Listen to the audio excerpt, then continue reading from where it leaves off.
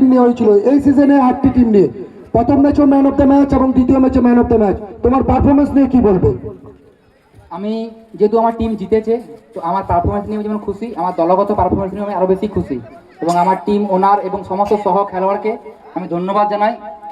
এবং বিশেষ করে সিপিএল কমিটি যারা এত সুন্দর একটা লিগ করেছে, পাশাপাশি আমাদের পুলিশরা এত সুন্দর একটা লিগ করেছে যাতে আমাদের ইয়ং খেলোয়াড়রা উঠে আসতে পারে। এই দুটো গ্রাম এত সুন্দর লিগ করেছে যাতে মানুষের খেলাটা এগিয়ে আসে। দুটো দামকে অনেক অসংখ্য ধন্যবাদ এবং সিপিএল কমিটির সমস্ত সদস্যকে অত্যন্ত ধন্যবাদ এত সুন্দর একটা লিগ করার জন্য।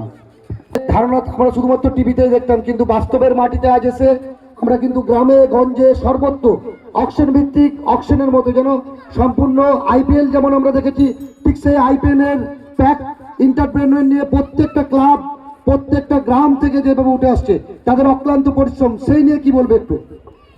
আমি চাই আমার আরো জুনিয়র ভাইরা এবং দাদারা এরকম ভাবে উঠে আসুক, এরকম গ্রাম থেকে, প্রত্যন্ত গ্রাম অঞ্চল থেকে এরকম নিজের খেলা দেখাক, এই বড় মঞ্চে তাদের পারফরমেন্স দেখাক এবং উঠে আসুক।